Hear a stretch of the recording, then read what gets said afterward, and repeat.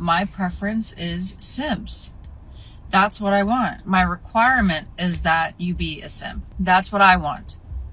The minute you switch up and stop being a simp is the minute that we won't talk anymore. Well, at least she's honest, and I think every man should hear this. If you're a single guy who lives in America or in any other Western country, the only way you can date and pretty much get laid is by simping. And unlike most of those Western women, at least this one is telling you exactly what you have to put on the table, which is your time, resources, money, and many other things in abundance in order to maybe get a little bit of hers. And if you don't know what a simp is, I already made a video about that, but essentially it's what I and she describes in this video: a man who is overly eager to please any girl, is willing to put up a lot of money and time, and it gives her all of this attention, even though he knows that he probably is not going to get much out of it, and whatever he does is most likely not going to be to his satisfaction, and yet he does it anyway. There is a shorter definition of that word because some people believe this is an acronym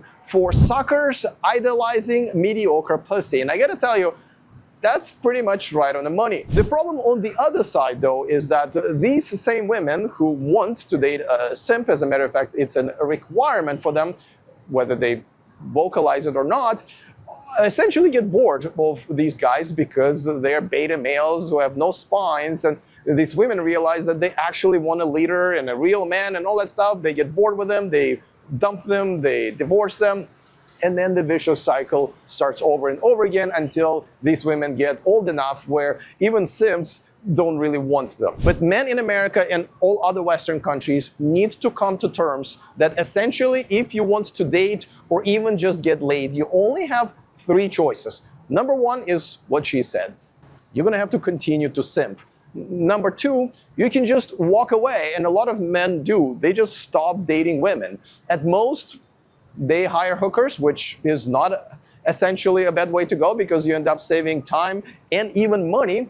And number three is what myself and many other men do, which is ditch all modern women altogether and move to another country with more traditional values, with more family-oriented women. And if you want to do that, which I think you should, check out themillionmenproject.com, where I have outlined every single step that you need to take to plan, pick the country of your choice, and then actually execute this move, at the end of which you will probably find out that this is the best decision you've made for yourself, and join myself and many other men who are already here and are happy.